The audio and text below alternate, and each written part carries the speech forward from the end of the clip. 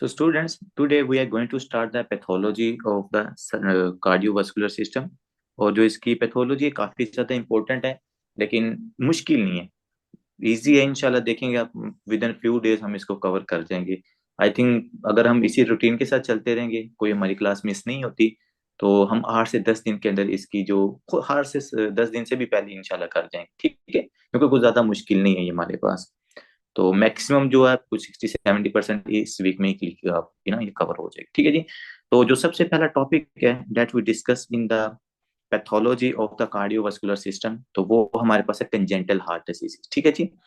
अब congenital heart diseases आपको अभी फील होगा कि ये ना कितनी ज्यादा आपको इजी लग रही है। उसका रीजन क्या है? क्योंकि सर हमने एम्ब्रियो बहुत अच्छी पढ़ी हुई है, सर हमने एनाटॉमी बहुत अच्छी पढ़ी हुई है, सर हमने इसकी फिजियो बहुत अच्छी पढ़ी हुई है। हमें cardiac output, stroke volume, and diastolic volume, and systolic volume, हमें इन तमाम चीजों का पता है। और उन तमाम चीजों को हमने क्या करना है, यहाँ पर आके अब अप्लाई करना है। ठीक है जी। तो स्टार्ट करते हैं सर, कौन कौन सी ऐसी कंजेंटल हार्ट डिजीजेज हैं जिनको हम यहाँ पर डिस्कस करेंगे। आज का टॉपिक भी यही है, कल का टॉपिक भी आपका कंजेंटल हार्ट डिजीजेज होगा। ठीक है जी। क्योंकि इसके अंदर काफी ज्यादा डिजीजेज आती हैं। जहां पर भी वर्ड आपके पास आता है ना कंजेनिटल, कंजेनिटल का मतलब होता है कि भाईजान जैसे ही बच्चा पैदा हुआ ना, तो उसका उसी टाइम पे वहां पर हमें कोई ना कोई डिफेक्ट नजर आ रहा है। कंजेनिटल का मतलब है बाय बर्थ, कि बच्चा पैदा हुआ था सर उसी टाइम उसके हार्ट के अंदर कोई एबनॉर्मेलिटी है, उसके जीआईटी ट्रैक में कोई एबनॉर्मेलिटी है, उसके रिस्पायरेटरी ट्रैक में कोई एबनॉर्मेलिटी है, यूरिनरी ट्रैक में है, कोई भी एबनॉर्मेलिटी अगर बाय बर्थ पेशेंट को होती है, वो उसके डिफरेंट रीजन है, वो भी हम डिस्कस करेंगे। लेकिन अगर बाय बर्थ डिफेक्ट है तो हम उसको कंजेनिटल हार्ट डिजीजेस कहेंगे। जैसे हम कहते हैं कंजेनिटल हाइपोथायरॉयडिज्म है, ये कंजेनिटल रिस्पायरेटरी डिफेक्ट है, कंजेनिटल ब्रोंकोपल्मोनरी डिस्प्लेजिया है पेशेंट को। ठीक है, तो वो बाय बर्थ जो भी डिफेक्ट होगा हम उसको कंजेनिटल हार्ट डिजीज कहते हैं। ठीक है। तो चूंकि we are discussing about the cardiovascular system, तो सर हार्ट के अंदर क्या क्या कंजेनिटल डिफेक्ट्स होते हैं उनको हम यहाँ पर डिस्कस करते हैं। बच्चों देखो, मेन जो हमारे पास डिफेक्ट हो सकता है वो डिफेक्ट हो सकता है आपके सेप्टम्स के अंदर। यहाँ तो वो जो इंटर एट्रियल सेप्टम्स है, तो दो एट्रिया के दरमियान, ये देखें ये दो एट्रिया है ना, तो इनके दरमियान जो सेप्टम्स है उनके अंदर डिफेक्ट हो सकता है। यहाँ हमारे पास डिफेक्ट हो सकता है दो वेंट्रिकल्स के दरमियान में, जिनको हम इंटरवेंट्रिकुलर सेप्टम्स कहते हैं। क्योंकि सर हमें इसकी एम्ब्रियोलॉजी का पता है कि जो वेंट्रिकुलर सेप्टम्स होते हैं ये किन दो चीजों से मिलकर बने होते हैं। सर दो चीजें इनमें होती हैं, एक इनका पार्ट होता है वेंट्रिकुलर सेप्टम का, एक इसका पार्ट होता है membranes part, and the other one part is the muscular part. जब मेम्ब्रेनस और मस्कुलर पार्ट आपस में ज्वाइन हुए थे तो उन्होंने ये इंटरवेंट्रिकुलर सेप्टम को बना दिया था। ठीक है जी। और उसी तरह सर हमने ऊपर भी डिस्कस किया था कि वालेकुम सलाम, जो ऊपर आपके पास इंटर एट्रल के दरमियान में सेप्टम होता है वो भी हमारे पास दो चीजों से बनता है। आईफोन अपना माइक काइंडली अपने ना माइक ऑफ रखिएगा, क्योंकि डिस्टरबेंस होती है, जरिए आप माइक ऑन ऑफ कर लेंगे। इसी तरह सर जो एट्रिया के दरमियान में सेप्टम्स होते हैं वो भी हमने कहा था कि यहाँ पर एंडोकार्डियल कुशन होता है, वहां से हमारे पास ऊपर की तरफ सेप्टम क्रिएट होता है, फिर ऊपर वाली जो वॉल है वहां से नीचे की तरफ सेप्टम क्रिएट होता है, जिसको हमने सेप्टम प्राइमम और सेप्टम सेकेंडम्स के नाम दिए थे। ठीक है। फिर हमने लास्ट पे देखा था कि सेप्टम प्राइमम और सेप्टम सेकेंडम आपस में फ्यूज होके क्या बना देते थे, इंटर एट्रियल सेप्टम। ठीक है। तो ये थी हमारे पास normal embryological formation of the inter atrial septum and interventricular septum. अब इनके अंदर अगर डिफेक्ट होगा तो जाहिर बात है, देखें क्या होगा, अगर यहाँ पर सर कोई डिफेक्ट क्रिएट हो जाता है, यहाँ पर कोई होल क्रिएट हो जाता है, तो उसकी वजह से होगा क्या। क्योंकि स्टूडेंट्स हमें पता है आपकी जो लेफ्ट साइड होती है, लेफ्ट साइड की तरफ प्रेशर क्या होता है सर, ज्यादा होता है। लेफ्ट एट्रिया के अंदर, लेफ्ट वेंट्रिकल के अंदर जो प्रेशर क्रिएट होता है सर, वो ज्यादा प्रेशर क्रिएट होता गुड है। Morning sir. Sir good morning, good morning. तो जब लेफ्ट साइड की तरफ ज्यादा प्रेशर क्रिएट होता है, तो अगर यहाँ पर कोई डिफेक्ट क्रिएट हो जाएगा ना, तो लेफ्ट वेंट्रिकल से ब्लड कहाँ पर जा रहा होगा, राइट वेंट्रिकल के अंदर। इसी तरह जब एट्रिया के दरमियान में डिफेक्ट क्रिएट होता है तो लेफ्ट एटीएम से ब्लड जा रहा होता है लेफ्ट राइट एटीएम के अंदर। ठीक है।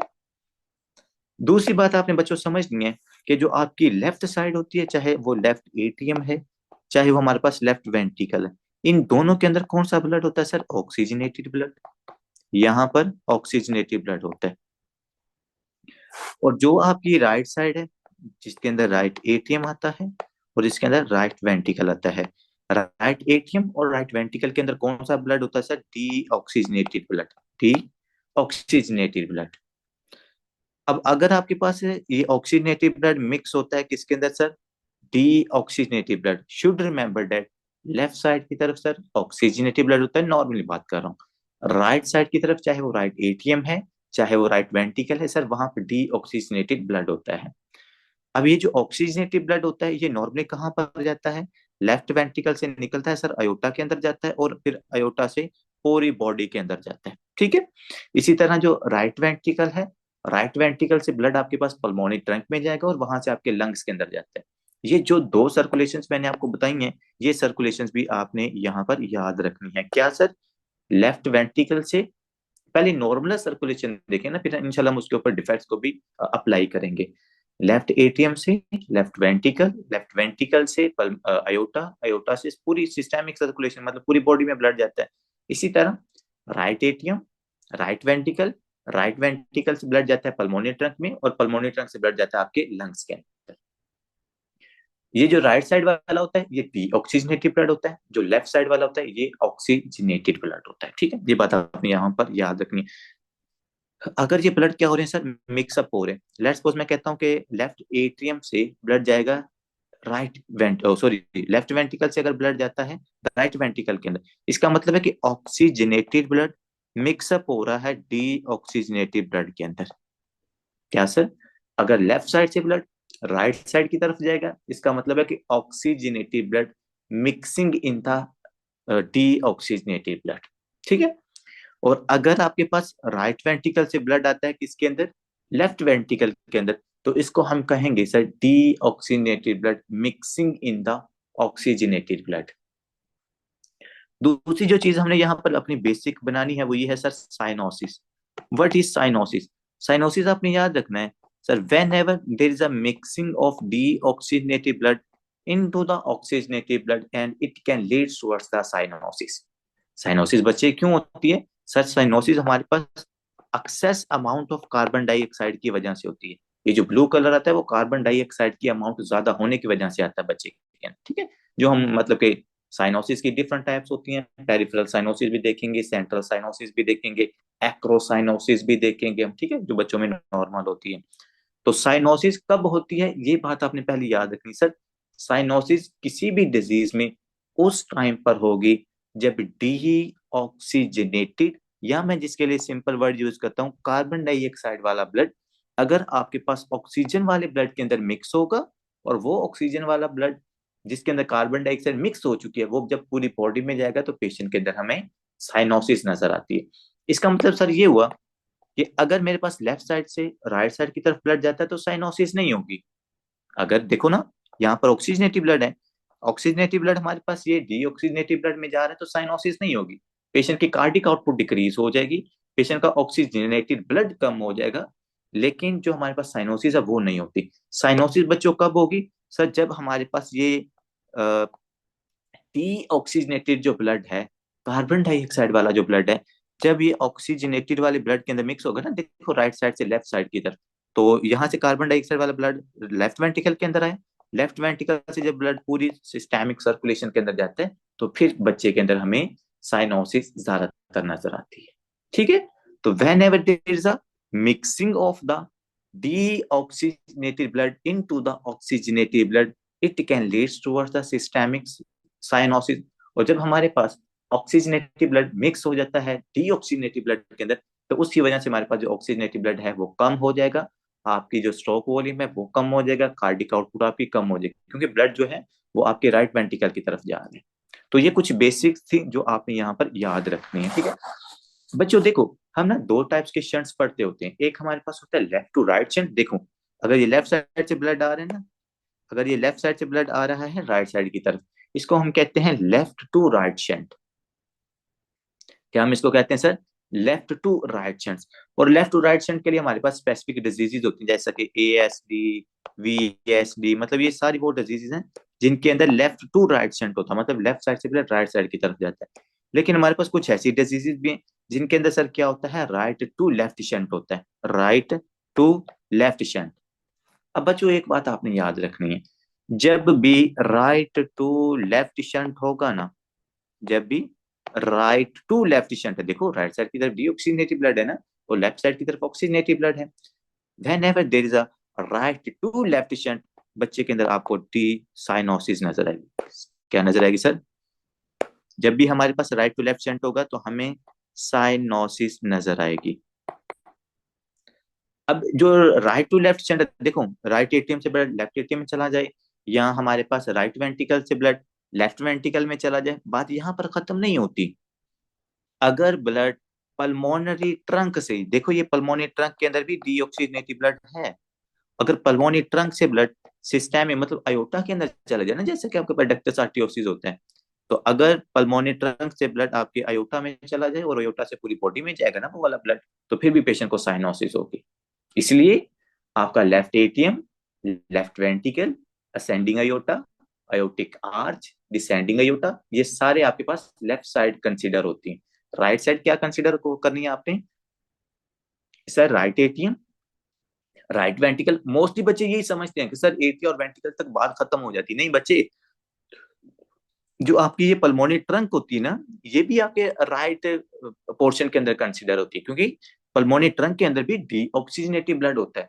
और अगर पल्मोनरी ट्रंक हमारे पास किसी तरीके से अयोटा के साथ कनेक्शन कर ले, तो वहां से भी राइट टू लेफ्ट शंट हो सकता है जी, ठीक है, जैसे कि डक्टस आर्टरियोसिस के अंदर होता है। तो ये चीज आपने यहाँ पर याद रखनी है। क्या बात याद रखनी है sir? Whenever there is a shunt from right to left, right to left, from right atria to left atria, from right ventricle to left ventricle, from pulmonary trunk to aorta, so there is always cyanosis, ठीक है, most of the cases के अंदर आपको cyanosis नजर आएगी।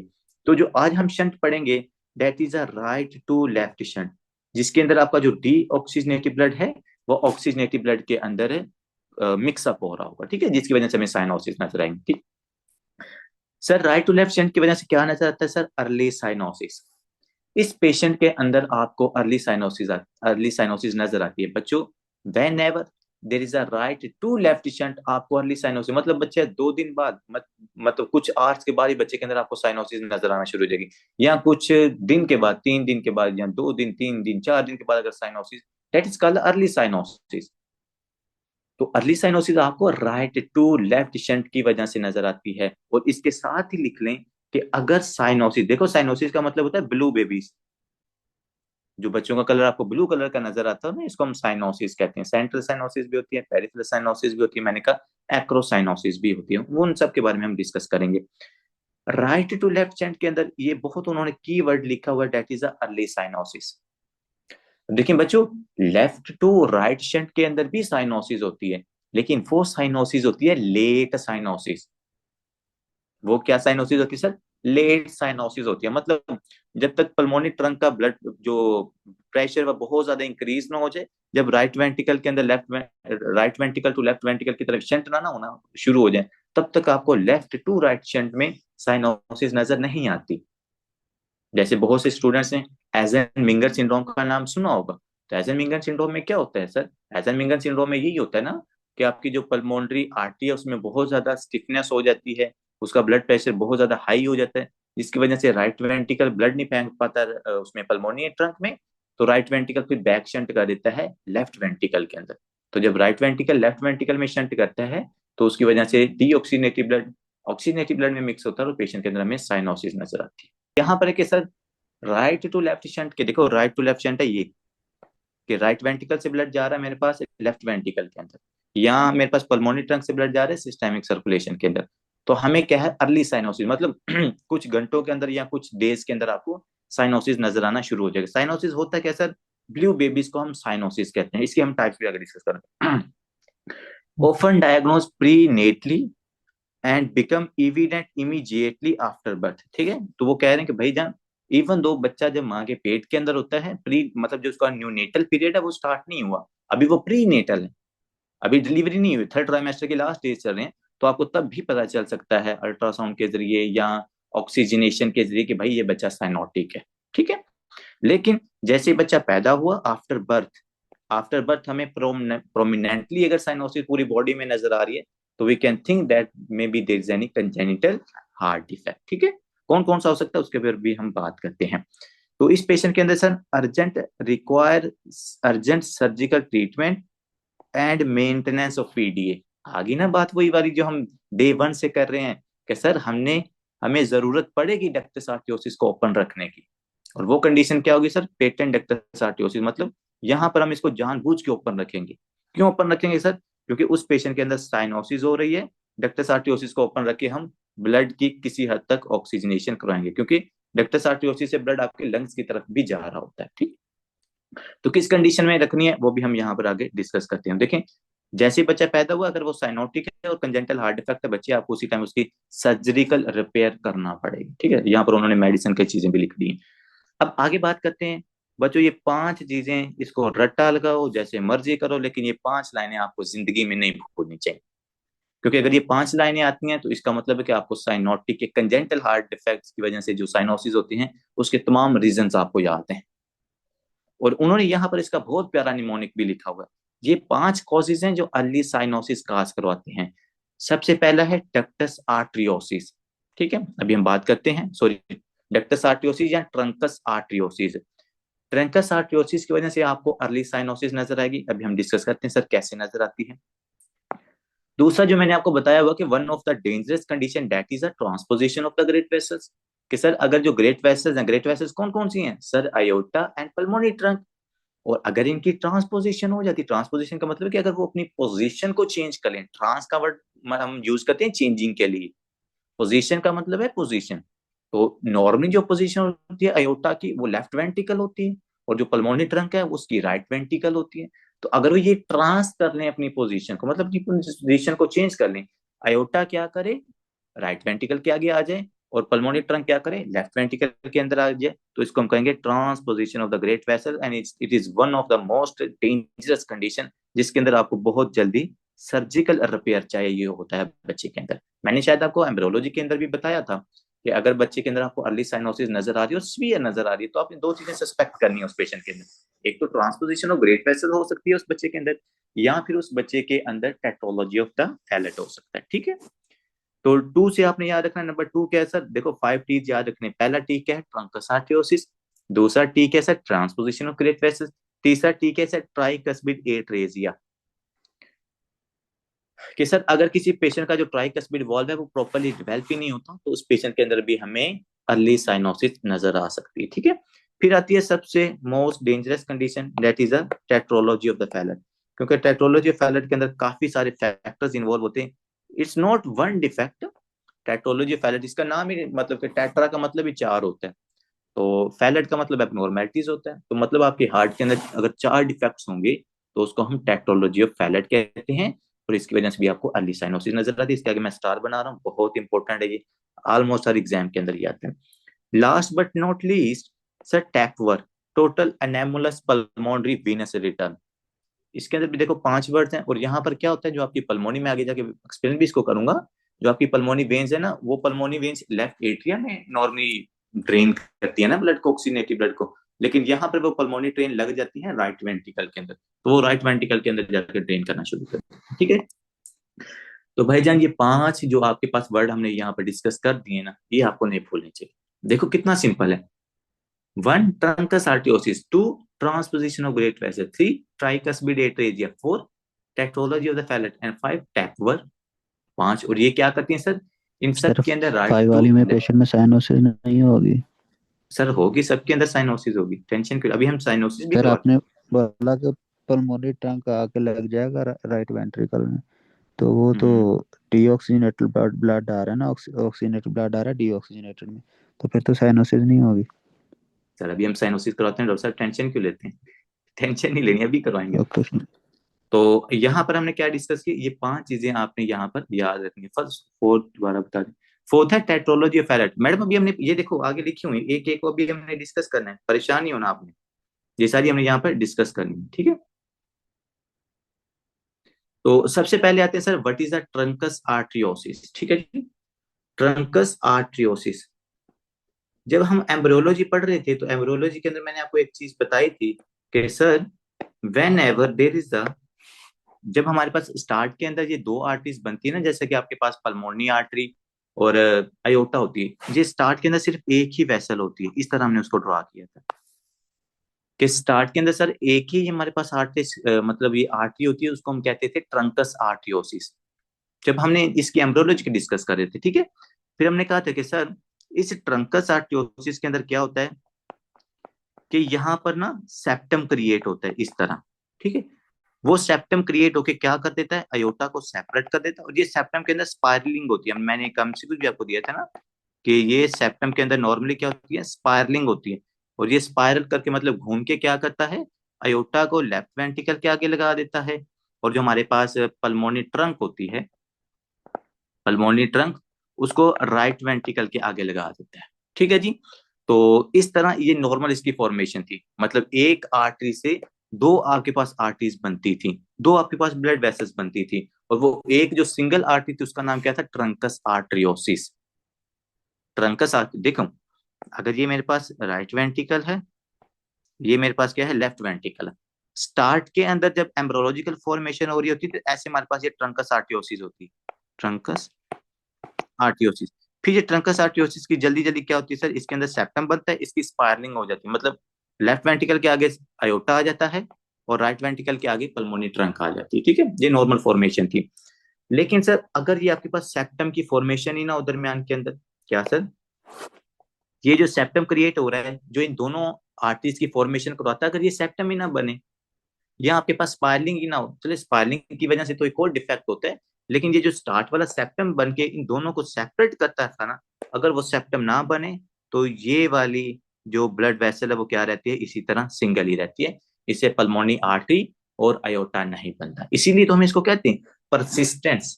Persistent का क्या मतलब होता है सर, कंटिन्यू। मतलब कि ये जो डक्टस आर्टियोसिस है ये परसिस्टेंट है, ये डिवाइड नहीं हुई अयोटा और पल्मोनी ट्रंक के अंदर, ठीक है। That is a persistent trunks आर्टियोसिस। Sir अगर ये परसिस्टेंट है तो इसके अंदर ऑक्सीजनेटेड ब्लड भी मिक्स हो रहा है और इसके अंदर डी ऑक्सीजनेटेड ब्लड भी मिक्सअप हो रहा है, ठीक है। तो ऑक्सीजनेटेड ब्लड भी मिक्सअप हो रहा है और यहाँ पर हमारे पास डी ऑक्सीजनेटेड ब्लड भी मिक्सअप हो रहा है, और ये हमारे पास ब्लड क्या जा रहा है सर, ये ब्लड आपकी पूरी सिस्टेमिक सर्कुलेशन में जा रहा है। और जब सर्कुलेशन के अंदर जाएगा तो जाहिर बात है फिर उसकी वजह से क्या होगा सर, पेशेंट के अंदर हमें साइनोसिस नजर आएगी, ठीक है। यही चीज उन्होंने यहाँ पर भी लिखी है कि sir ductus arteriosus fails to divide into the pulmonary trunk and aorta due to the failure of the aortopulmonary septum formation। कि सर जो इसके दरमियान में सेप्टम की फॉर्मेशन होनी थी ना, वो सेप्टम की फॉर्मेशन नहीं होती। जब वो सेप्टम की फॉर्मेशन नहीं होती तो हमारे पास ये सिर्फ एक ही ट्रंक मिलती है जिसके अंदर ऑक्सीजनेटेड ब्लड भी जा रहा होता है, जिसके अंदर डी ऑक्सीजनेटेड ब्लड भी जा रहा होता है, ठीक है जी। तो जब ऑक्सीजनेटेड ब्लड और डी ऑक्सीजनेटेड ब्लड आपकी पूरी बॉडी में जाएगा तो उस पेशेंट के अंदर हमें अर्ली साइनोसिस नजर आती है। इसलिए इस पेशेंट का फिर हम जल्दी जल्दी क्या करते हैं, इसका सर्जिकल रिपेयर किया जाता है कि यहाँ पर हम एक जो आर्टिफिशियल पल्मोनी ट्रंक है उसको लगा दें, और ये जो ब्लड वेसल है इसको हम लेफ्ट वेंट्रिकल के साथ कनेक्ट कर दें, ठीक है, ताकि जो दोनों सर्कुलेशन है वो मेंटेन रहे। दूसरी एक एमसीक्यू यूवर्ट के अंदर पूछा गया था कि जो पेशेंट डक्टस आर्टियोसिस के होते हैं, परसिस्टेंट डक्टस आर्टियोसिस के, उनके साथ एक दूसरा डिफेक्ट भी हो सकता है, और वो कौन सा होता है, that is a ventricular septal defect, VSD. मतलब जो पीटीए के पेशेंट्स होते हैं ना, वो ऊपर वाला पीडी है, ये हमारे पास पीटी है, पेटेंट परसिस्टेंट ट्रंकस आर्टियोसिस। तो ये वाले पेशेंट्स के अंदर जो एक और डिफेक्ट आपको जो साथ नजर आता है, अकम्पनिंग इसको करता है, वो है वीएसडी, वेंट्रिकुलर सेप्टल डिफेक्ट।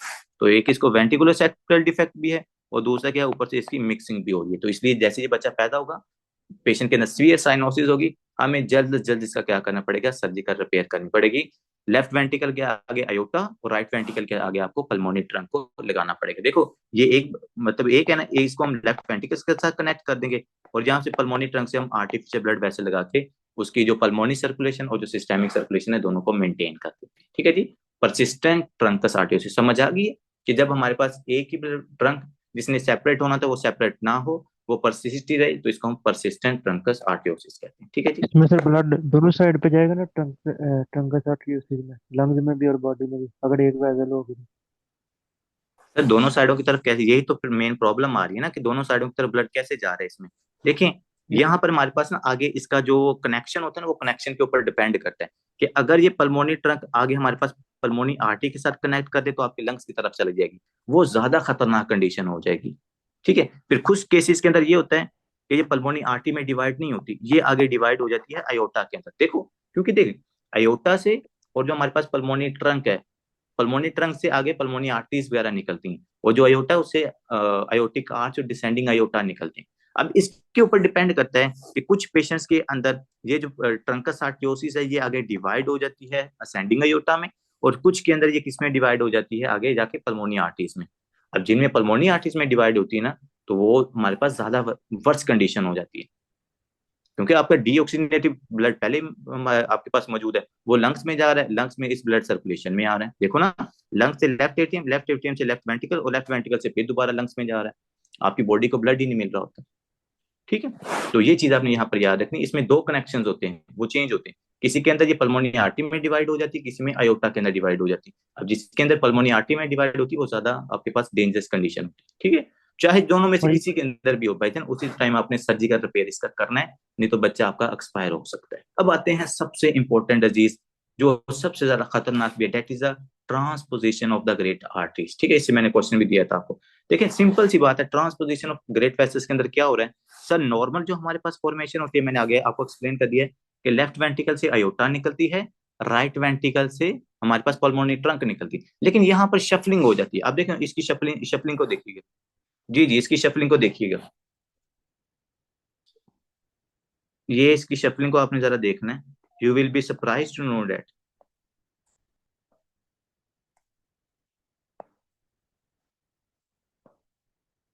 ठीक है, अब देखिए नॉर्मली तो लेफ्ट वेंट्रिकल से क्या निकलता था सर, अयोटा, लेकिन यहाँ पर क्या निकलता है, क्योंकि ट्रांसपोजिशन हो जाती है ना, तो यहाँ पर निकलता है हमारे पास पल्मोनरी ट्रंक, ये पल्मोनरी ट्रंक निकल रही है।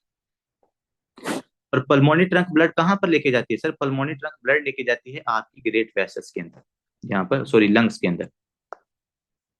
इसका मतलब ये है कि यहाँ से ब्लड जा रहा है लंग्स के अंदर, और लंग्स से ब्लड कहाँ किसके अंदर आता है, जो लंग्स से ब्लड बैक फ्लो करके कहाँ पर आता है सर, वो लेफ्ट एट्रियम में आता है, वो लेफ्ट एट्रियम में।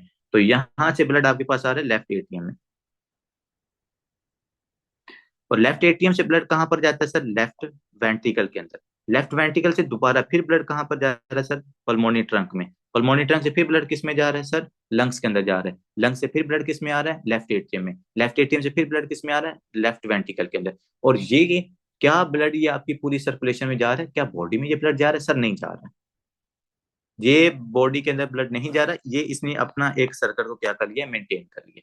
और इस सर्कट के अंदर क्या है सर, इस सर्कट के अंदर पूरा ऑक्सीजनेटेड ब्लड है। ठीक है, अब दूसरी कंडीशन देखिएगा बच्चे,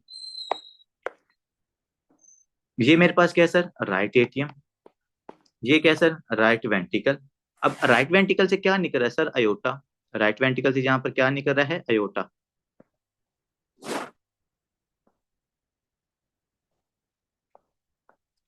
और अयोटा से ब्लड कहाँ पर जा रहा है सर, अयोटा से ब्लड पूरी बॉडी के अंदर जा रहा है, यहाँ पर देखें, अयोटा से असेंडिंग अयोटा, डिसेंडिंग अयोटा, पूरी बॉडी के अंदर जा रहा है। अब राइट एट्रियम से ब्लड कहाँ से आता है सर, बॉडी से, सुपीरियर वेना केवा और इंफीरियर वेना केवा। और ये सुपीरियर वेना केवा और इंफीरियर वेना केवा से ब्लड कहाँ पर आया, राइट एट्रियम। और ये कौन सा ब्लड है sir, that is the deoxygenated blood, ये डीऑक्सीजनेट ब्लड राइट एट्रियम से कहाँ पर गया सर, राइट वेंट्रिकल के अंदर। अब राइट वेंट्रिकल से ब्लड कहाँ पर जा रहा है, डीऑक्सीजनेटेड ब्लड है सर, अयोटा के अंदर। अयोटा से कहाँ पर जा रहा है डीऑक्सीजनेटेड ब्लड, पूरी बॉडी के अंदर। Student did you notice that कि सर एक तरफ हमारे पास कार्बन डाइऑक्साइड वाला ब्लड है वो सर्कुलेट कर रहा है, एक तरफ मेरे पास ऑक्सीनेटिव ब्लड है वो सर्कुलेट कर रहा है। तो यहाँ पर दो सर्किट क्रिएट हो गए सिर्फ एक ट्रांसपोजिशन होने की वजह से, कि एक तरफ हमारे पास ऑक्सीजनेटिव ब्लड है जो पूरी बॉडी के अंदर मूव कर रहा है, और दूसरी तरफ जो हमारे पास है वो डी ऑक्सीजनेटिव ब्लड है जो पूरी बॉडी के अंदर मूव कर रहा है। मतलब ये दोनों आपस में एक्सचेंज नहीं हो रहे। नॉर्मली तो ऐसे होना चाहिए ना कि जो डीऑक्सीजनेटेड ब्लड आया वो लंग्स में जाए, और लंग्स से वो ऑक्सीजनेटेड होके मेरे लेफ्ट साइड की तरफ हार्ट की तरफ आए, और मैं फिर पूरी बॉडी को ऑक्सीजनेटेड ब्लड दे दूं। लेकिन यहाँ पर ऐसा नहीं हो रहा, एक तरफ हमारे पास ऑक्सीजनेटेड सर्कुलेशन चल रही है, एक तरफ हमारे पास डीऑक्सीजनेटेड सर्कुलेशन चल रही है। और इस डीऑक्सीजनेटेड सर्कुलेशन की वजह से आपको इस बच्चे के अंदर क्या नजर आता है सर, सीवियर साइनोसिस नजर आती है। ठीक है, तो ये आपने यहाँ पर चीज याद रखनी है। अब हम यहाँ से देखते हैं ऊपर से इन्होंने क्या क्या चीजें यहाँ पर लिखी। अयोटा लीव्स, वही बात है sir, aorta leaves right ventricle के, मतलब राइट वेंट्रिकल से अयोटा निकलता है। और ये कहाँ से निकल रहा है सर, एंटीरियर, ये इंपॉर्टेंट बात इन्होंने लिखी है कि जो ये राइट वेंट्रिकल आपको नजर आ रहा है डायग्राम में बच्चों देखो, ये राइट वेंट्रिकल नजर आ रहा है, और यहाँ पर देखो ये क्या नजर आ रहा है, अयोटा। देखिए अयोटा नॉर्मली अंटीरियर लोकेशन पे नहीं होता, अयोटा आपका पोस्टीरियर होता है, इससे आगे होती है आपकी पल्मोनी ट्रंक। पल्मोनी ट्रंक के ना नीचे से अयोटा निकलता होता है नॉर्मली। लेकिन यहाँ पर आप देखो कि अयोटा ऊपर से निकल रहा है, यहाँ पल्मोनी ट्रंक की राइट साइड से निकल रहा है। तो अगर अयोटा अंटीरियर, यहाँ वो वर्ड यूज करें to the right side of the pulmonary artery, इसका मतलब है पेशेंट के अंदर ट्रांसपोजिशन ऑफ ग्रेट वेसल्स हो रही है। और भाई वो ऐसे वर्ड ही एमसीक्यूज के अंदर यूज किए हुए हैं, वो आपको सीधी सीधी बातें नहीं बताते, क्योंकि वो देखना चाहते हैं कि आपको एनाटॉमिकल लोकेशंस का पता है या नहीं पता है। पल्मोनरी आर्टरी के राइट साइड की तरफ अगर अयोटा है, क्योंकि नॉर्मली तो लेफ्ट साइड की तरफ होती है ना, यहाँ पर देखो, लेकिन यहाँ पर है राइट साइड की तरफ, इसका मतलब है वो ट्रांसपोजिशन ऑफ ग्रेट वेसल का पेशेंट है। और यहाँ अगर वो लिखें कि अयोटा पेशेंट की एंटीरियर साइड की तरफ है, मतलब आगे अयोटा है, इसका भी क्या मतलब है, सर पेशेंट के अंदर ट्रांसपोजिशन ऑफ ग्रेट वेसल है, क्योंकि नॉर्मली जो अयोटा होता है वो पोस्टीरियर साइड की तरफ होता है, ऊपर पल्मोनरी ट्रंक होती है उसके पीछे होता है। लेकिन अगर ट्रांसपोजिशन हो जाएगी तो अयोटा आपका आगे आ जाएगा, ठीक है। ये छोटे छोटे वर्ड्स हैं जहां से क्वेश्चंस बनते हैं। aorta leaves right ventricle and pulmonary trunk leaves left ventricle, ठीक है। वही बात उन्होंने की कि सर आपके पास जो अयोटा है वो राइट वेंट्रिकल से आ रहा होगा और जो पल्मोनरी ट्रंक है वो लेफ्ट साइड से आ रही है। Separation of the systemic and the pulmonary circulation. Separation of the systemic and the pulmonary circulation, कि आपकी जो सिस्टेमिक और पल्मोनरी सर्कुलेशन है यहाँ पर भी आप देखो, दोनों सर्कुलेशन एक दूसरे से सेपरेट होगी। नॉर्मली तो दोनों आपके पास सर्कुलेशन होती है वो एक दूसरे के साथ मैश करती हैं, कि राइट वेंट्रिकल से ब्लड लंग्स में जाता है, लंग्स से ब्लड ऑक्सीनेट होकर लेफ्ट साइड की तरफ आता है, लेकिन ऐसा नहीं हो रहा है यहाँ पर। यहाँ पर लेफ्ट साइड से ब्लड लंग्स में जा रहा है और लंग्स से लेफ्ट साइड, लेफ्ट साइड से लंग्स, और दूसरी तरफ राइट साइड से बॉडी, बॉडी से राइट साइड। तो ये ब्लड आपस में मिक्सअप या ऑक्सीजनेट नहीं हो रहा, इस वजह से हमें सीवियर साइनोसिस नजर आ रही है। नॉट कंपैटिबल, देख लो बच्चों ये एमसीक्यूज है, not compatible with life unless a shunt is present to allow mixing of blood. कि भाई जब तक आप यहाँ पर शंट नहीं ना इस बच्चे को देते हो, मैंने आपको उस दिन भी बताया था वहां पर पीडीए के अंदर भी, कि ट्रांसपोजिशन ऑफ जो ग्रेट वेसल्स के पेशेंट होते हैं हमें उनके अंदर शंट देना पड़ता है। अगर आप शंट दो, देखो यहाँ पर अगर मैं शंट दूंगा तो इनका ब्लड किसी हद तक मिक्स होगा ना, ऑक्सीजनेटेड ब्लड डीऑक्सीजनेटेड में चला जाएगा और डीऑक्सीजनेटेड ऑक्सीजनेटेड में चला जाएगा। तो किसी हद तक बॉडी को जो ऑक्सीजन है उस बच्चे की वो मिल रही होगी, जब तक हम उस बंदे का रिपेयर नहीं कर लेते, ठीक है। तो रिपेयर से पहले आपने डक्टस आर्टियोसिस को ओपन रखना होता है, या फिर आप उस पेशेंट के अंदर डक्टस आर्टियोसिस से काम नहीं ना चल रहा तो यहाँ पर बड़ा सारा होल क्रिएट कर देते, मतलब वेंट्रिकुलर सेप्टल डिफेक्ट आप खुद क्रिएट करते हो उसके अंदर, या जो पेटेंट फोरामेन ओवेल है आप खुद उसके अंदर परसिस्टेंट रखते हो। क्यों? क्योंकि भाई किसी हद तक इनका ब्लड जो है वो आपस में मिक्स हो और बच्चे की जो सर्कुलेशन है उसको किसी हद तक ऑक्सीजन तो मिले ना, जब तक बच्चे की हम सर्जरी नहीं करते। तो ये यहाँ पर आपने याद रखना है sir, that is the condition, transposition of वेट vessel is the condition into which we maintain the PDA, we maintain the VSD and we maintain the patent foramen ovale. कुछ को मेंटेन करते हैं, कुछ को आप क्रिएट करते हो, ठीक है। तो ये इस कंडीशन के, क्योंकि यहाँ पर हमें बिल्कुल भी ब्लड आपस में मिक्सअप नहीं हो रहा होता, कुछ भी पेशेंट की बॉडी को बिल्कुल भी ऑक्सीजन नहीं मिल रही होती, due to the failure of aortopulmonary septum to spiral. अब ये इंपॉर्टेंट चीज है, ये भी क्वेश्चन आया हुआ था कि सर ये जो हमारे पास मतलब के ब्लड वेसल अपनी रॉन्ग लोकेशन पे लगी है, इसका रीजन क्या है? तो इसका रीजन होता है स्पार्लिंग के अंदर डिफेक्ट होता है। क्योंकि मैंने आपको ऊपर भी बताया था ना कि इस तरह पहले डक्टस ट्रंकस आर्टियोसिस होती है, इसके अंदर सेप्टम क्रिएट होता है और सेप्टम के बाद ये क्या करती है, स्पाइरल मतलब घूम जाती है।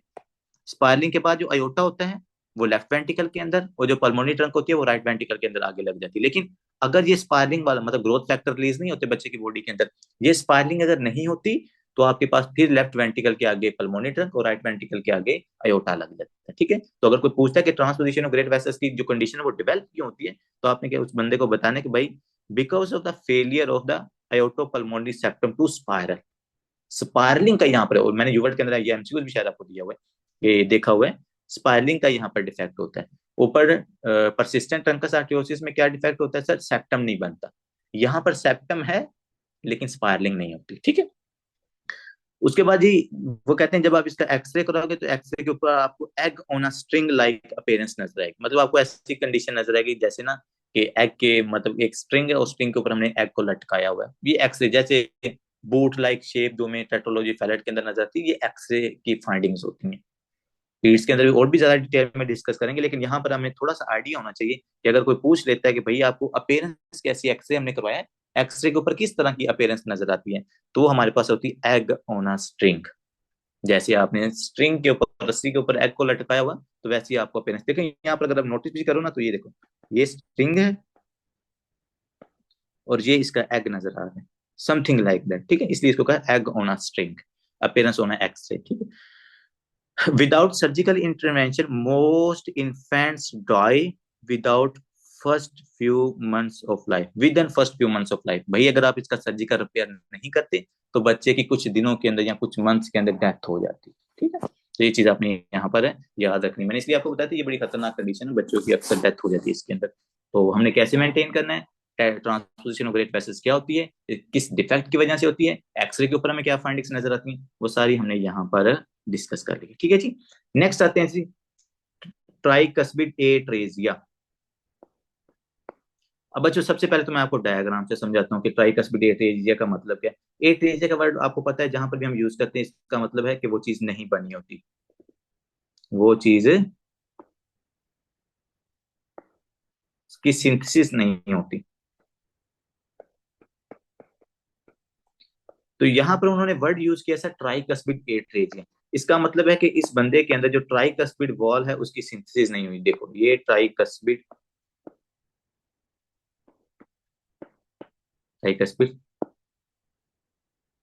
ट्राइकस्पिड वॉल की सिंथेसिस नहीं हो रही। लेकिन दूसरी तरफ देखो मिट्रल वॉल है, उसकी सिंथेसिस तो है। अब अगर ट्राइकस्पिड वॉल की सिंथेसिस नहीं है बच्चे, तो क्या आपके पास जो राइट एट्रियम है, क्या जो राइट एट्रियम है, उससे राइट वेंट्रिकल के अंदर ब्लड आता है? सर नहीं आता। जिसकी वजह से आपको हाइपोप्लास्टिक राइट वेंट्रिकल नजर आता है। या मतलब राइट वेंट्रिकल जो ना वो आपको छोटा नजर आता है यहाँ। तो इसको मैं लिखता हूँ hypo hypoplasia of right ventricle. और राइट वेंट्रिकल का क्यों हाइपोप्लेजिया हो रहा है सर? ट्राइकस्पिड वाल्व ही नहीं है, राइट वेंट्रिकल में ब्लड ही नहीं आ रहा, राइट वेंट्रिकल हमारे पास डेवलप ही नहीं होता, तो इसलिए हम इसको कहते हैं hypoplasia of the right ventricle. अब देखिए, जब सर ब्लड ही नहीं आ रहा राइट एटीएम से राइट वेंट्रिकल के अंदर, तो इसका भी क्या मतलब है, that is very dangerous condition, that is very dangerous condition. अब फिर इस कंडीशन में हम क्या करते हैं कि सर, ये जो ब्लड होता है ना राइट एटीएम से, it started to flow from the foramen ovale. तो ये राइट एटीएम क्या करता है, यहाँ पर चूंकि इसको नजर आता है कि इधर से थोड़ा सा वीक एरिया, इसके अंदर प्रेशर जनरेट होता है, तो ये क्या करता है फिर राइट एटीएम से लेफ्ट एटीएम में जाता है। यहाँ पर लेफ्ट एटीएम में, और डीऑक्सीनेटेड ब्लड ऑक्सीनेटेड ब्लड में मिक्स हो रहा है, और राइट एटीएम लेफ्ट एटीएम से लेफ्ट वेंट्रिकल, और लेफ्ट वेंट्रिकल से फिर क्या करता है, पूरी बॉडी के अंदर ये ब्लड चला जाता है। पेशेंट के अंदर आपको साइनोसिस नजर आती है, ठीक है। अब अक्सर बच्चे कहते हैं कि सर लेफ्ट एटीएम में तो ज्यादा प्रेशर होता है, तो ये राइट एटीएम से ब्लड मतलब लेफ्ट एटीएम में कैसे आ जाता है? आपकी बात बिल्कुल ठीक है। इसलिए तो मैंने कल आपको प्रेशर वाला टॉपिक भी पढ़ाया था कि आपके लेफ्ट एटीएम में कितना का प्रेशर होता है sir, 12, less than 12 millimetre mercury. Right ATM में कितना होता है सर, हमारे पास 5 मिलीमीटर मरकरी होता है। तो अगर देखा जाए तो हमारे पास 12 से 5 की तरफ ब्लड जा सकता है, 5 से 12 की तरफ नहीं आता। लेकिन हमने कहा कि सर, अगर चूंकि राइट एटीएम से आगे नहीं जा रहा, तो हमारे पास राइट एटीएम की क्या होती है, हाइपरट्रॉफी होती है। जब इसकी हाइपरट्रॉफी होती है, तो ये अपने प्रेशर को क्या करता है, इंक्रीज करता है, क्योंकि इसने ब्लड को कहीं ना कहीं तो भाई फेंकना है ना। तो जब ये अपने प्रेशर को इंक्रीज करता है, और इतना इंक्रीज कर ले कि लेफ्ट एटीएम से वो ज्यादा प्रेशर इंक्रीज हो जाए, then it started to flow from the right atrium to the left atrium and left ventricle, and left ventricle से पूरी बॉडी में जाता है, जिसकी वजह से पेशेंट के अंदर क्या होती है सर, साइनोसिस आपको नजर आती है, ठीक है। यहाँ पर भी आप देखिएगा, जो चीजें मैंने आपको बताई वही यहाँ पर उसने एक्सप्लेन की होगी। ट्राइकस्पिड एट्रेजिया क्या है sir, absence of the tricuspid valve. Tricuspid valve इसमें एब्सेंट होता है, वही बात जो हमने की है। Hypoplastic right ventricle. अब देखिए बच्चों, ये वाली जो डिजीज है ना, इसको कुछ जो बुक्स है ना, उन्होंने इसको लिखा हुआ है हाइपोप्लास्टिक राइट वेंट्रिकुलर सिंड्रोम। इस डिजीज मतलब इस नाम से भी लिखा हुआ है, हाइपोप्लास्टिक राइट वेंट्रिकुलर सिंड्रोम। तो वो उसका रीजन यही होता है, ट्राइकस्पिड एट्रेजिया ही होता है उसका, ठीक है। तो उसके बाद कैसा, requires both ASD and the VSD and PDA for viability. बच्चे को अगर आपने जिंदा रखना, तो आपको यहाँ पर भी 3 कंडीशंस क्रिएट करनी पड़ेगी। पहला sir, ASD atrial sceptre defect इसके अंदर क्रिएट करो, ताकि ब्लड क्या करे, राइट एटीएम से लेफ्ट एटीएम की तरफ जाए, फिर लेफ्ट एटीएम से ब्लड लेफ्ट वेंट्रिकल में आए। अब चूंकि लेफ्ट वेंट्रिकल से ब्लड लंग्स की तरफ तो नहीं ना जाता, तो मैंने ब्लड को लंग्स की तरफ भेजना है, ताकि वहां पर उसकी ऑक्सीजनेशन हो सके। तो फिर हम यहाँ पर इसके अंदर वीएसडी भी क्रिएट करवाते हैं, ठीक है, ये कैथेटर डालते हैं, उस कैथेटर के जरिए हम यहाँ पर होल क्रिएट करते हैं। जैसे कैथेटर हम यूज करते हैं ना, उसके अंदर वाल्वोटॉमी के अंदर, कि आपने किसी बंदे का जो मिट्रल वॉल या ट्राइकस्पिड वॉल्व उसको रिपेयर करना हो, तो उसके लिए हम वाल्वोटॉमी करते हैं, तो उसके लिए हम एक कैथेटर को डालते हैं। ऐसे ही कैथेटर हम यहाँ पर डाल के इसके अंदर भी क्या कर सकते हैं, होल क्रिएट कर सकते हैं। मतलब कि इजी है, कोई ज्यादा मुश्किल नहीं, टिश्यू ही होता है ना। जैसे आपका एक स्किन लाइक टिश्यू है या मस्कुलर टिश्यू आप लगा लो, तो उसके अंदर होल क्रिएट करना कोई बड़ी बात नहीं होती, आप इजीली कैथेटर डाल के इसको होल क्रिएट कर लेते हो। मैंने कहा बहुत सारी सर्जरीज के अंदर हम करते भी हैं। इवन दो जो एट्रियल फिब्रिलेशन या एट्रियल फ्लटर वाले पेशेंट्स होते हैं ना, जिसके अंदर हमने लेफ्ट एट्रियम के अंदर यहाँ पर जाके उनकी एब्लेशन करनी होती है, जो फाइबर्स होते हैं न्यूरॉन्स के, उसके अंदर भी हम ऐसे कैथेटर डालते हैं। मतलब फिमोरल आर्टरी से डाला, फिमोरल आर्टरी से हमारे पास फिर उसको लेके आते हैं इसमें, सॉरी, इसके अंदर वेन के अंदर, इंफीरियर वेना केवा से नीचे इलिक वेन के अंदर डाला, वहां से हम लेके आएंगे फिर राइट एटीएम, राइट एटीएम से फिर लेफ्ट एटीएम को लेके जाते हैं, और अगर हम उसका सर्जिकल रिपेयर कर लेते हैं। तो ये कुछ स्टूडेंट परेशान हो जाते हैं कि सर ये पता नहीं कैसे होल आप क्रिएट करवा रहे हैं, तो ये होल खुद क्रिएट किए जाते हैं with the help of catheters. तो ट्राइकस्पिड एट्रेजिया के अंदर भी क्या हो गया सर, ट्राइकस्पिड वाला एब्सेंट है, हाइपोप्लास्टिक है right ventricle, ASD VSD PDM create करेंगे ताकि बच्चे की कुछ ना कुछ ऑक्सीजनेशन हो जाए। ECG show hypertrophy of the right ATM. तो वही बात हुई ना कि आपके राइट एटीएम की हाइपरट्रॉफी हुई क्योंकि उसके अंदर ज्यादा ब्लड आ रहा है। और चूंकि राइट एटीएम की बात हो रही है, तो आपको ईसीजी के ऊपर क्या चेंज नजर आएगी सर, जो पी वेव है वो हमें टॉल नजर आती है।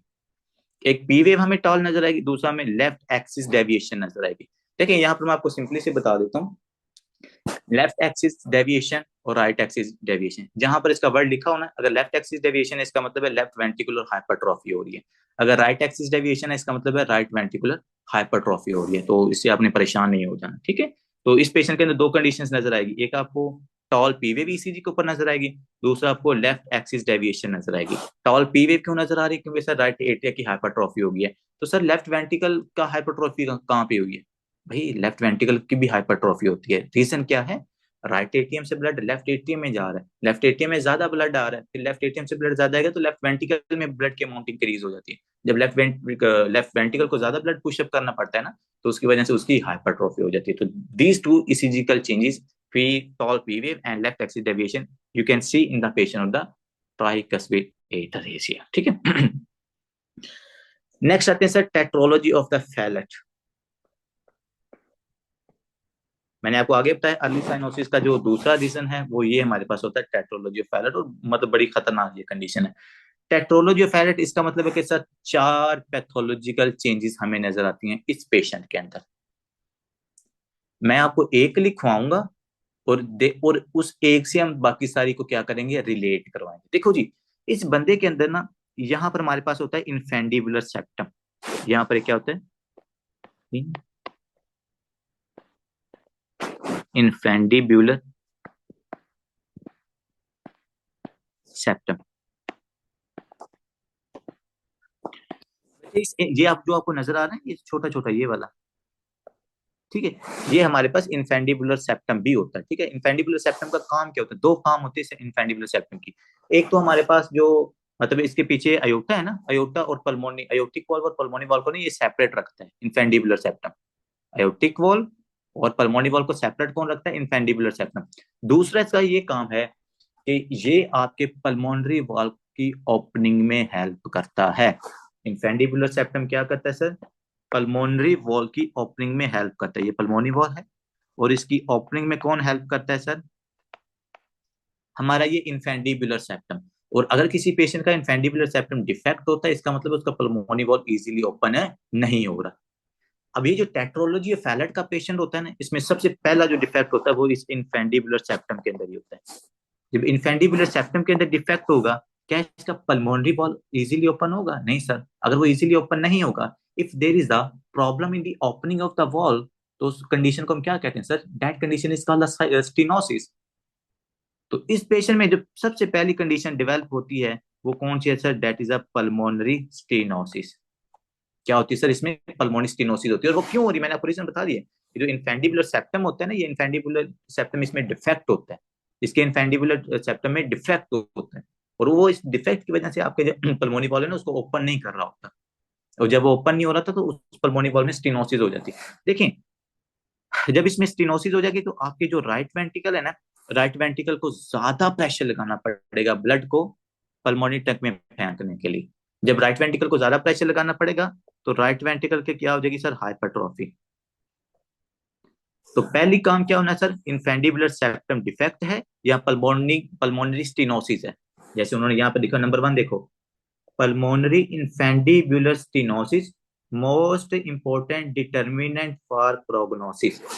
मतलब जितनी ज्यादा स्टीनोसिस होगी इस पेशेंट में उतनी वर्स कंडीशंस होगी, उतनी वर्स सिम्टम्स इस पेशेंट के अंदर आपको नजर आएंगे। ठीक है, तो पहला काम हुआ पल्मोनरी स्टीनोसिस, पल्मोनरी स्टीनोसिस पहला काम है। अब उसकी वजह से देखो राइट वेंट्रिकल को ना ज्यादा काम करना पड़ेगा आपके पल्मोनरी वाल्व को ओपन करने के लिए।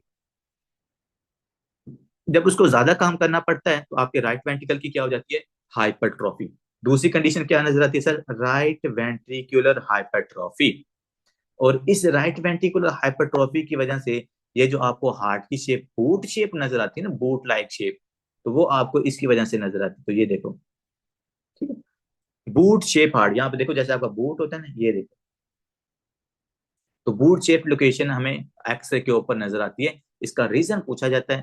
अब सारे बच्चों ने रट्टा लगाया होता है टेट्रोलॉजी पैलेट के अंदर, boot shape X ray, boot shape heart, boot shape heart on X ray, लेकिन रीजन नहीं पता होती कि एक्चुअली में ये किसकी वजह से होता है। ये बच्चों राइट वेंट्रिकुलर हाइपरट्रॉफी की वजह से, देखो ये राइट वेंट्रिकल की हाइपरट्रॉफी हुई है। तो राइट वेंट्रिकल आपको पता है ना सर, हमें पता है कि राइट वेंट्रिकल की लोकेशन एंटीरियर होती है, आगे की तरफ होती है। तो जब उसकी लोकेशन एंटीरियर होती है, उसकी हाइपरट्रॉफी होती है, तो ये आपको बूट शेप हार्ट नजर आता है ऑन एक्सरे।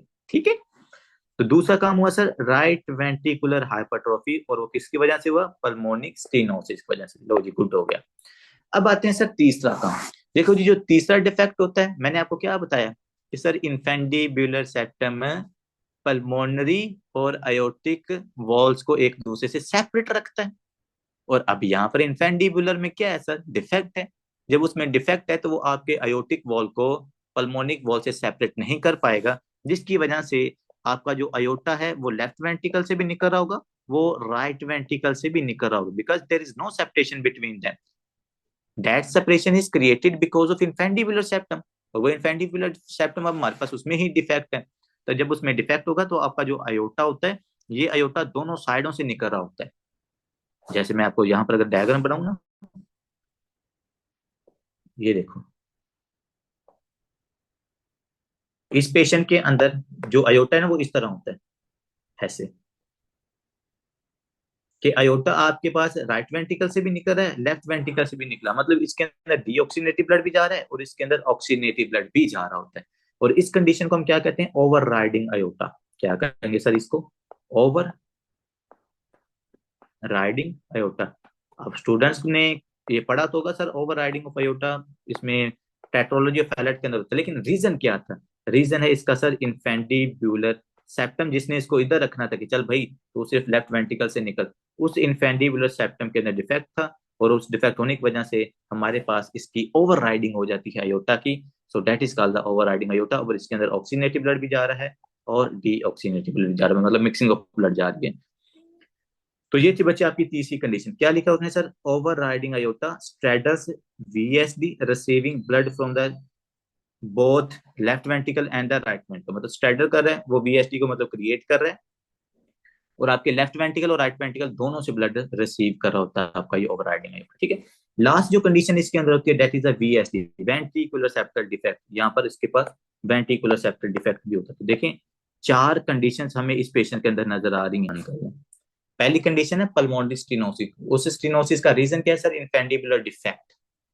वो डिफेक्ट होने की वजह से पेशेंट के अंदर हो रहा है right ventricular hypertrophy. Right ventricular hypertrophy होने की वजह से पेशेंट के अंदर क्या है कि सर अब यहाँ पर ज्यादा प्रेशर क्रिएट हो रहा है, तो राइट वेंट्रिकल से ब्लड आपके लेफ्ट वेंट्रिकल में भी जाना शुरू हो जाता है, मतलब इतना ज्यादा प्रेशर राइट वेंट्रिकल में जनरेट हो जाता है। तो जब उसके राइट वेंट्रिकल से लेफ्ट वेंट्रिकल की तरफ जा रहे हैं तो डीऑक्सीनेटेड ऑक्सीनेटिव ब्लड में मिक्स हो रहा है, वो ऑक्सीनेटिव ब्लड आपकी पूरी सिस्टेमिक सर्कुलेशन में जा रहा है, जिसकी वजह से पेशेंट के अंदर स्फीयर साइनोसिस आपको नजर आती है। ठीक है, चार कंडीशंस याद रखनी बच्चों, भूलनी नहीं है, pulmonary stenosis, right ventricular hypertrophy, overriding of aorta and the ventricular septal defect. ठीक है, अब यहां से देखते हैं, tetralogy of Fallot is caused by anterior-superior displacement of infundibular septum। कि सर जो इन्फेंडिबुलर सेप्टम था उसके अंदर डिफेक्ट हुआ है, जो उसकी नॉर्मल लोकेशन थी वो अपनी नॉर्मल लोकेशन पे नहीं था, उसकी डिस्प्लेसमेंट हो जाती है, वो थोड़ा सा पीछे की तरफ चला जाता है। जिसकी वजह से वो पल्मोनी वॉल को इजीली ओपन भी नहीं कर पाता और पल्मोनी वॉल और अयोटी वॉल को सेपरेट भी नहीं कर पाता। ठीक है जी। Most common cause of early childhood cyanosis, चलें जी ये लो एनआरई वालों एमसीक्यूज उठा लो, फिर ना कहना सर जी आपने बताया नहीं।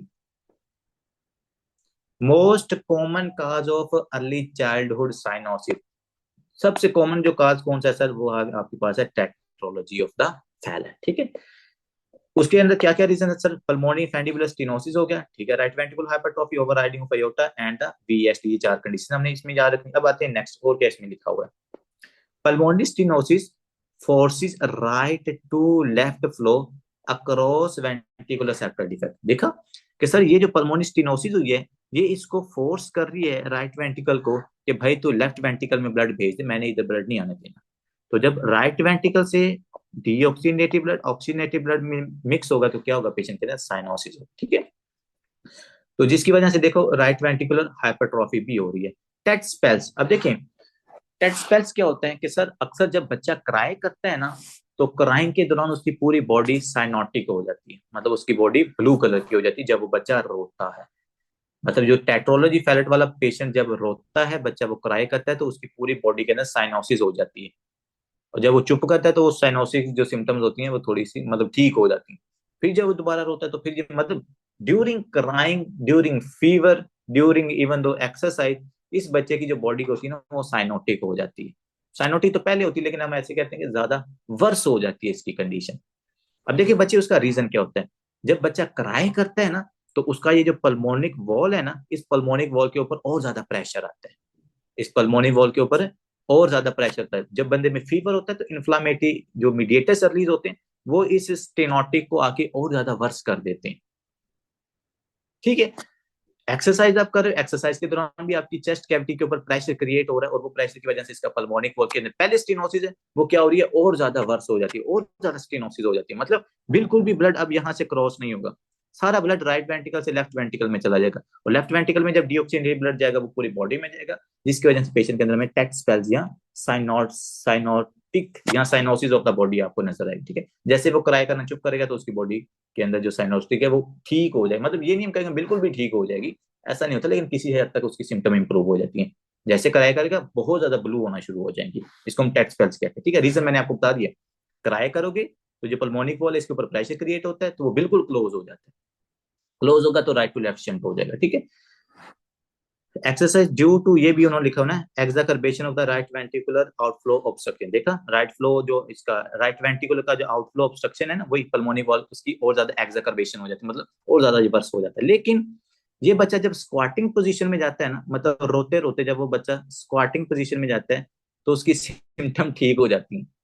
बच्चा कराए करता है, सिम्टम उसकी वर्स हो रही है, लेकिन जैसे ही वो बच्चा मतलब कि क्राइंग से साइनोटिक पोजीशन में चला जाता है, जैसे हम स्क्वाट्स लगाते हैं, तो स्क्वाटिंग के दौरान उसकी सिम्टम्स इंप्रूव होती हैं। अब उसका रीजन क्या होता है, देखें जब स्क्वाट करते हैं तो मैंने आपको बताया ना कि आपकी जो आफ्टर लोड है वो इंक्रीज होता है, या जो सिस्टेमिक वस्कुलर रेजिस्टेंस है वो इंक्रीज होती है।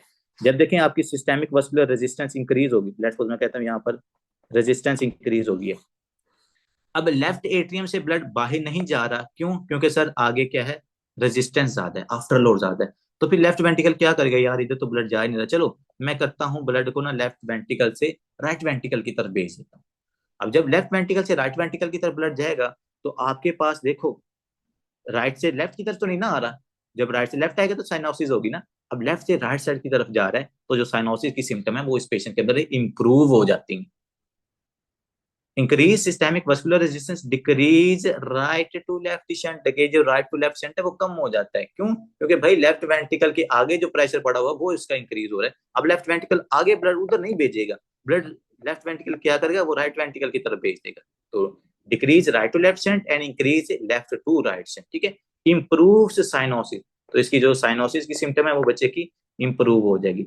तो कंडीशन कुछ इस तरह है, जब बच्चा क्राई करता है टेट्रोलॉजी फैलेट वाला तो उसकी सिम्टम वर्स होती हैं, जब वो स्क्वाट्स लगाता है तो उसकी जो सिम्टम्स है वो इम्प्रूव हो जाती है। ठीक है, नॉट टोटली तो ठीक नहीं होती लेकिन इम्प्रूव हो जाती है। ठीक, दूसरी जो चीज उन्होंने बताई है, जैसे ऊपर हमने कहा था कि सर जो ट्राइकस्पिड एट्रेजिया है, ट्राइकस्पिड एट्रेजिया उसके सॉरी ट्राइकस्पिड एट्रेजिया कह रहा हूँ, जो परसिस्टेंट ट्रंकस आर्टियोसिस है वो एसोसिएट करती है वीएसडी के साथ, मतलब उस पेशेंट में हमें वीएसडी भी नजर आती है। इसी तरह जो पेशेंट होते हैं ना डिजॉर्ज सिंड्रोम के, तो डिजॉर्ज सिंड्रोम वाले पेशेंट के अंदर भी हमें टेट्रोलॉजी ऑफ फैलेट नजर आता है, क्योंकि हमने पढ़ा हुआ है डिजॉर्ज सिंड्रोम का क्या निमोनिक होता है। हाँ जी, what is the mnemonic of DiGeorge syndrome, जिसमें आपको 22q11 जीन की डायलीशन नजर आती है, डायलीट हो जाती है यहाँ से जीन।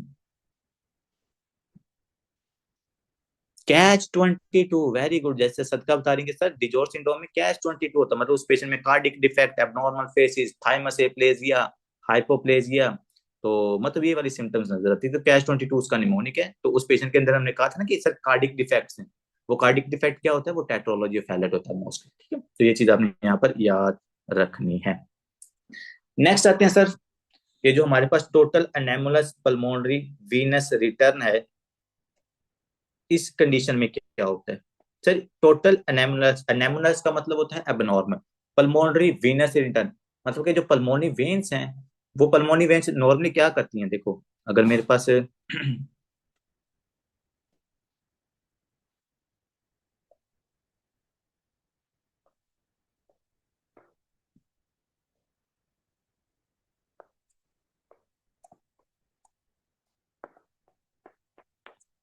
अक्सर मैं इस तरह जो बनाता था ना ऐसे चार पल्मोनरी वेन्स, जिसका मैंने आपको नंबर भी याद करवाया हुआ है, तो इनकी जो नॉर्मल लोकेशन है वो ये है कि आपके लेफ्ट एट्रियम के अंदर ये आकर ड्रेन करती है, लंग से ब्लड को लेके आती है ना, तो लंग से ब्लड को लेके आकर जो पल्मोनरी वेन्स है ना वो लेफ्ट एट्रियम में ड्रेन करती होती है नॉर्मली, जहां से भी ये लेफ्ट एट्रियम के अंदर ही जाती है।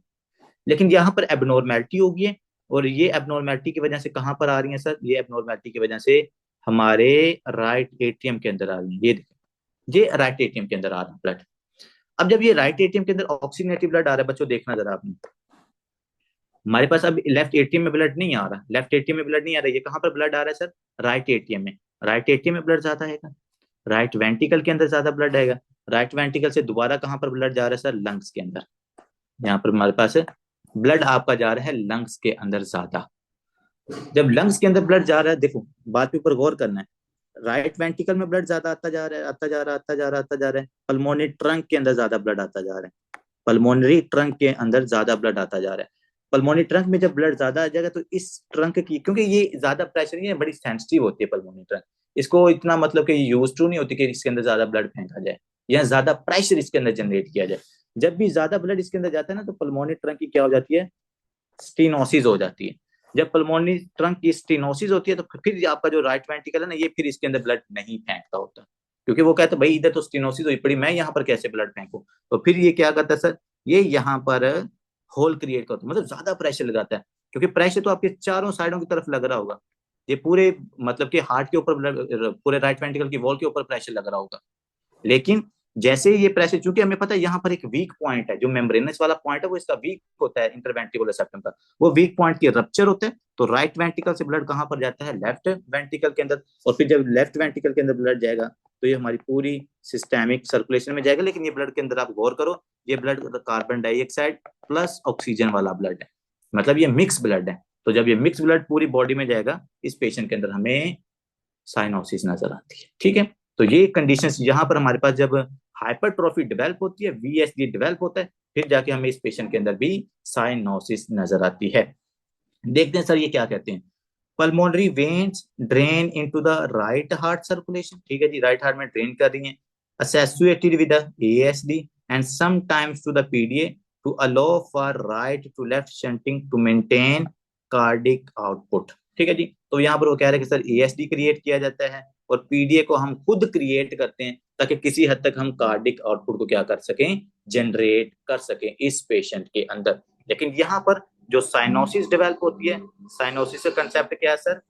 राइट वेंट्रिकल के ऊपर, ये राइट वेंट्रिकल के ऊपर प्रेशर क्रिएट हुआ, मेम्ब्रेनस पार्ट डिफेक्ट हुआ, राइट से लेफ्ट शंट हुआ, और लेफ्ट से हमारे पास फिर लेफ्ट वेंट्रिकल में ब्लड जाने के बाद पूरी बॉडी में जाता है, जिसकी वजह से इस पेशेंट के अंदर भी साइनोसिस होती है। ठीक है, लेकिन ये बहुत रेयर कंडीशन है, टोटल एनेमोनस पल्मोनरी वीनस इरेटर। ठीक है, तो इसलिए ज्यादातर मेरे ख्याल में क्लिनिकल भी बहुत कम नजर आती है। क्लिनिकल जो ज्यादा कंडीशन नजर आएगी ना, ये टेट्रोलॉजी फैलर, और दूसरी हमारे पास ट्रांसपोजिशन। आगे जाकर मैं आपको बताऊंगा कितनी सारी पैथोलॉजी कंडीशंस हैं जिनके अंदर ये हमें टेट्रोलॉजी फैलर और ट्रांसपोजिशन ऑफ ब्लड वेसल्स नजर आते हैं, मतलब अल्कोहलिक मदर, डायबिटिक मदर है, उसके बाद जो आपके पास लिथियम जो यूज वाली वो यहाँ पर आएगी, और कंडीशन है। तो क्या हुआ, किसी का क्वेश्चन? वही क्वेश्चन है, मुझे 1 मिनट दें, मैं ये वाइंड अप करूं, फिर मैं आपके क्वेश्चन लेता हूँ। जी जी, बस 1 मिनट दें, बस 1 मिनट, फिर आप क्लास में चले जाए। एब्सटेन एनॉमली, देखिए जी एब्सटेन एनॉमली क्या होता है? एब्सटेन एनॉमली समझिए एक दफा। ये आपका राइट वेंटिकल है, ये आपका राइट वेंटिकल है, ये आपका लेफ्ट वेंटिकल। एब्सटेन एनॉमली को बच्चों समझ लो। ओ माय गॉड, कितना प्यारा हार्ट ड्रा हो गया आज। Right atrium, right ventricle, left atrium, left ventricle, ठीक है जी। अब देखें जी, एक मदर है, उस मदर को क्या है जी, बाइपोलर डिजीज है। क्या है मदर को जी? बाइपोलर डिजीज है। अब बाइपोलर डिजीज वाली पेशेंट्स काफी सारी ड्रग्स लेती हैं, लेकिन जो ड्रग ऑफ चॉइस हम अक्सर देते हैं दैट इज द लिथियम, जो मूड स्टेबलाइजर भी है, ठीक है, ये है लिथियम। लिथियम की वजह से आपको पता है हाइपो या हाइपरथायरॉइडिज्म भी होती है लिथियम की वजह से, ठीक है। अब जो मदर प्रेग्नेंट है और वो लिथियम ले रही है, लिथियम वाले पेशेंट्स के अंदर क्या होता है कि लिथियम हमारे पास वेन्स के अंदर, वीनस सर्कुलेशन के अंदर गई, वीनस सर्कुलेशन से सबसे पहले राइट एट्रियम में, फिर राइट एट्रियम से राइट वेंट्रिकल के अंदर जाती है। लेकिन इस दौरान जो इसके लिथियम के मेटाबोलाइट्स हैं वो क्या करते हैं, बच्चे का ये जो राइट साइड की तरफ वॉल्व है, जिसको हम क्या करें, ट्राइकस्पिड वॉल्व, इस वॉल्व को क्या कर देती हैं सर, डिफेक्ट कर देती हैं। जो लिथियम के मेटाबोलाइट्स हैं वो क्या करते हैं सर, इस वॉल्व को डिफेक्ट कर देते हैं। जब ये वॉल्व डिफेक्ट होगा तो अब ये वॉल्व जो है ना कंप्लीटली ऊपर की तरफ क्लोज नहीं होता। जब ये कंप्लीटली क्लोज नहीं होगा तो एक तो इस पेशेंट के अंदर हमें रिगर्गिटेशन नजर आती है, मतलब राइट वेंट्रिकल से ब्लड राइट एट्रियम में जाता है। दूसरा, इस पेशेंट के अंदर एक और कंडीशन नजर आती है जिसको हम कहते हैं एट्रलाइजेशन। क्या है सर? एट्रलाइजेशन। एट्रियलाइजेशन क्या होती है कि सर, एट्रिया हमारे पास ये जो होता है ना टाइम से पहले कॉन्टैक्ट कर रहा होता है। मतलब देखिए, एट्रियलाइजेशन क्या क्या, ये हमारे पास जो राइट एट्रियम है ये टाइम से पहले कॉन्टैक्ट, नॉर्मली तो इसको क्या करना चाहिए कि इसका एक रिथम है, ऐसे और एवी नोड इसको कंट्रोल कर रहे होते हैं। लेकिन इस डिफेक्ट की वजह से हमारे पास देखो, इस डिफेक्ट में भी क्या हो रहा है, अगर आप देखो तो पूरे हार्ट का जो स्ट्रक्चर है ना यहाँ पर चेंज हो रहा है। राइट वेंट्रिकल से लेफ्ट राइट एट्रियम में ब्लड जा रहा है, राइट एट्रियम में हाइपरट्रॉफी हो जाती है।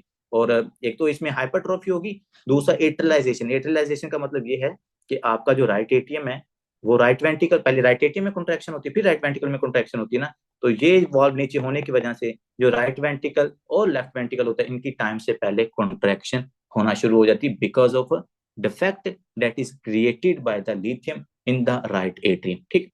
अब ऊपर आते हैं कि सर इन्होंने क्या क्या चीजें हमें यहाँ पर बताई हैं।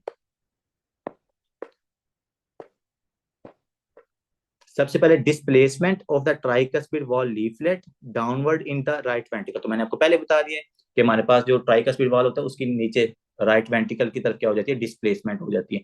डिस्प्लेसमेंट की वजह से क्या हो जाती है सर, आर्टिफिशियली एट्रलाइजेशन, ठीक है। एट्रलाइजेशन का क्या मतलब है कि ये जो नीचे जा रहा है ये आपके राइट वेंट्रिकल को टाइम से पहले कॉन्ट्रैक्ट करवा देता है, टाइम से पहले कॉन्ट्रैक्ट करवा देता है, ये वर्ड इसके आगे लिख लें। क्योंकि नॉर्मल रिथम एक होता है, पहले राइट एट्रियम कॉन्टैक्ट करता है फिर राइट वेंट्रिकल कॉन्टैक्ट करता है, लेकिन इस डिफेक्ट के क्रिएट होने की वजह से ये राइट वेंट्रिकल को टाइम से पहले कॉन्ट्रैक्ट करवा देता है। That is called the atrialization of the ventricle, ठीक है। एसोसिएटेड विद ट्राइकस्पिड रिगर्गिटेशन, तो मैंने आपको पहले कह दिया कि सर इस पेशेंट के अंदर हमें ट्राइकस्पिड रिगर्गिटेशन, देखो हमेशा चीजों को रिलेट किया करो। ट्राइकस्पिड रिगर्गिटेशन हो रही है तो आपको इससे खुद ही पता है कि राइट एट्रियल हाइपरट्रॉफी होगी, राइट एट्रियल हाइपरट्रॉफी होगी, इस पेशेंट के अंदर आपको जुगुलर वेनस डिस्टेंशन भी नजर आ सकती है, इस पेशेंट के अंदर आपको जो पेरिफेरल एडिमा है वो भी नजर आ सकता है, इस पेशेंट में आपको असाइटिस भी नजर आ सकता है, इस पेशेंट के अंदर आपको नटमैग लीवर भी नजर आ सकता है, क्योंकि सारा ब्लड बैक से चला जाएगा, क्योंकि उसकी राइट एट्रियल हाइपरट्रॉफी हुई है, अब उसके अंदर ज्यादा ब्लड नहीं जा रहा पीछे से, अगर आपने ब्लड भी भेजना है तो आपको ज्यादा प्रेशर वहां पर क्रिएट करना पड़ेगा, ठीक है। Associated with tricuspid regurgitation accessory conduction pathway, तो यही तो मैं आपको बात कर रहा हूँ कि ये जो यहाँ पर एट्रलाइजेशन हो रही है ना, ये आपके राइट वेंट्रिकल को टाइम से पहले कॉन्ट्रैक्ट कर रहा है, मतलब ये अपने ही कंडक्शन कराना शुरू हो गया, तो आपकी वो जो नॉर्मल कंडक्शन थी वो नॉर्मल कंडक्शन यहाँ पर इफेक्ट होती है इस पेशेंट के अंदर। असेसरी कंडक्शन पाथवे लो जी, एट द एंड क्या हो गया, राइट साइड हार्ट फेलियर हो गया। राइट साइड हार्ट फेलियर क्या हो रहा है हमें पता है, रिगर्गिटेशन की वजह से, वैसे उस दिन हमने कहा था कि लेफ्ट हार्ट फेलियर भी हो सकता है, तो यहाँ पर आपको राइट हार्ट फेलियर भी नजर आता है, क्योंकि ज्यादा वहां पर ब्लड जा रहा है, ब्लड का आगे पल्मोनरी ट्रंक में जा रही ना, ज्यादा बार बार ब्लड राइट वेंट्रिकल से राइट एट्रियम, फिर राइट एट्रियम से राइट वेंट्रिकल, फिर राइट वेंट्रिकल में एंड डायस्टोलिक वॉल्यूम ज्यादा, फिर जो राइट वेंट्रिकल बेचारे को ज्यादा काम करना पड़ रहा है, तो एट द एंड फिर इसका क्या हो जाता है, राइट हार्ट फेलियर। तो ये क्वेश्चन पूछा गया है, कौन सी ऐसी कंडीशन है जो हमारे पास राइट हार्ट फेलियर की तरफ लेके जाती है, that is the abstain anomaly, that is the abnormal movement of tricuspid valve in the right ventricle, and that can cause the regurgitation from the right ventricle into the right atrium, so it can cause the right heart failure in that patient। ठीक है जी। तो इसका reason क्या है, इसका reason है जी, अगर mother आपके पास क्या आती है, लिथियम यूज करती है, तो जो यूएसएमली वाले बच्चे हैं ना भैया, यूएसएमली वाले बच्चों ये आपको ऐसे नहीं बताएंगे, आपको पता किस तरह बताएंगे, प्रेग्नेंट मदर है, मतलब प्रेगनेंसी से पहले वो आपको सिम्टम देंगे बाइपोलर के, वो डिजीज भी नहीं बताएंगे कि ये पेशेंट को बाइपोलर है, उसके सिम्टम आपको बता रहे होंगे कि पेशेंट को कभी खुशी कभी गम वाला सीन है, कि मतलब एपिसोडिक सिम्टम्स आएंगे उसके अंदर, कभी वो बहुत ज्यादा सैड हो जाती है, एनोरे मतलब वो उसका उसकी नींद खराब हो जाती है, वो कई कई दिन तक सोती नहीं है, तो उसके बाद फिर जी वो बड़ी खुश होती है, तो मतलब कि वो बाइपोलर वाली सिम्टम्स आपको देते हैं, पहले आपने डायग्नोज करना होता है।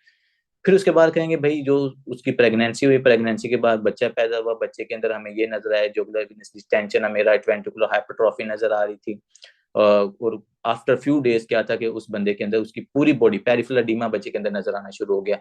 तो वो क्या कंडीशन हुई है, मदर बाइपोलर थी, उसने लिथियम यूज किया, लिथियम के एक्सपोजर की वजह से उसके बच्चे के अंदर एप्स्टोन एनोमली हुई, और एप्स्टोन एनोमली की वजह से उस बच्चे के अंदर राइट हार्ट फेलियर हुआ है, और वो जो उसको एडीमा नजर आ रहा है वो राइट हार्ट फेलियर की वजह से होता है। ठीक है जी। So that's all about the congenital heart diseases. अब जिन बच्चों की क्लास है वो जा सकते हैं, बाकी इंशाल्लाह मिलते हैं आपको नेक्स्ट क्लास के अंदर। ओके जी, अल्लाह हाफिज।